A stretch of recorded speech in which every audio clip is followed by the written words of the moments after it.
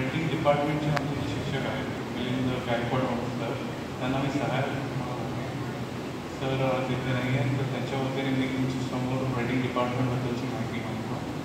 तर आपलं जे GSC कॉलेज आहे तिथे मी आलोच याच्यासाठी होतो की मला वेल्डिंग शिकायची आवड होती.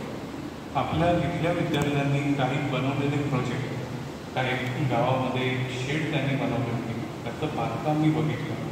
त्या बांधकामाचा दर्जा इतका उत्तम होता की म्हटलं जर आपल्याला शिक्षण प्राप्त करायचं असेल तर ह्या संस्थेकडे गेलं पाहिजे. आणि मग त्यांचा शोध घेत मी आलो. तर मागील बॅचमधून आता आपण जो व्हिडिओ पाहिला हे प्रोजेक्ट आम्ही केलेले आहेत, ह्या प्रोसेसमधून आम्ही केलेलो आहोत आणि आज मी इथे तुमच्या समोर उभा आहे. तर वेल्डिंग डिपार्टमेंटमध्ये आपल्याकडे आपण आर्क वेल्डिंग शिकवतो, COT वेल्डिंग शिकवतो, टिग वेल्डिंग शिकवतो आणि मोस्ट इम्पॉर्टंट म्हणजे प्रोडक्ट डिझायनिंगसुद्धा आपण शिकवतो.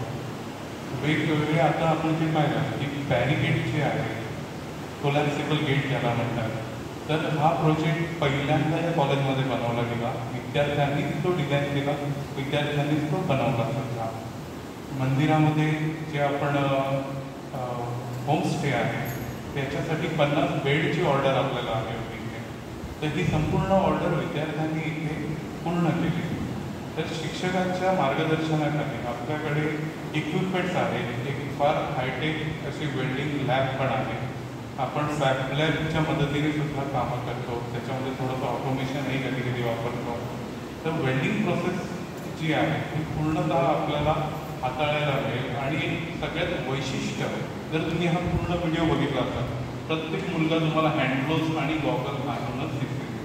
आपण बिना सेफ्टीचं काम करत नाही. बऱ्याचशा कंपन्यांमध्ये आपण फिरतो किंवा रस्त्याला जाताना वगैरे आपण बघतो की बाबा कुठेतरी काम चालू वेल्डिंगचं, त्याच्याकडे काही स्क्रीन नसते, काही सेफ्टी नसते, ह्याच्यातनं दुखापत होते, इजा होते, धोकादायक असतं. तर आपण असं कुठल्याही प्रकारे करत नाही. आपला प्रयत्न असतो की आपण सगळ्यात सेफ्टीचे रूल्स फॉलो करायचे. प्रत्येक वेळी आपल्याला मार्गदर्शनासाठी शिक्षक असतात. मटेरियल जे आहे ते आपल्याला कॅल्क्युलेशन शिकवलं जातं. एखादी डिझाईन बनवल्यानंतर सर मगाशी पण म्हणाले एक डिझाईन बनते, त्याचं एक अंदाजपत्रक बनवलं जातं.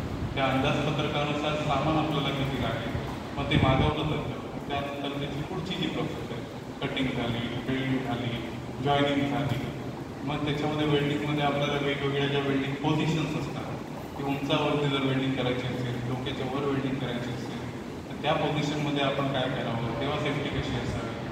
मग जॉईंट्सचे प्रकार शिकवले जातात की कुठल्या प्रकारे आपण जॉईनिंग करू शकतो. 2 धातू जोडायचे असतील तर ते कुठल्या अँगलला असायला हवे, त्याच्यावरती लोड किती येणार आहे. तर ह्या सगळ्या जो अभ्यास आहे हा आपण पुढच्या 6 महिन्यामध्ये शिकणार आहोत. आणि सगळ्यात गंमत म्हणजे काय तर आपण प्रोजेक्ट बेसिसमधून शिकणार आहोत. म्हणजे तुम्ही जे काही प्रोडक्ट बनवणार आहात ते ॲक्च्युअलमध्ये वर्किंग असेल, त्याचा कुठेतरी उपयोग होणार आहे. हे असं नाही की तुम्ही काहीतरी बनवलं आणि ते कुठेतरी पडून राहील. तर हा जो वेल्डिंगचा कोर्स आहे त्याच्यामध्ये मिलिंद सर जे आहेत आपल्याला उत्तम शिक्षक लागलेले आहेत. ते आपल्याला मार्गदर्शन तर करतीलच, मीही तुमच्या सहाय्याला आहे तिथे. आणि आपण मिळून एक मस्तपैकी छान प्रोजेक्ट बनवू. धन्यवाद.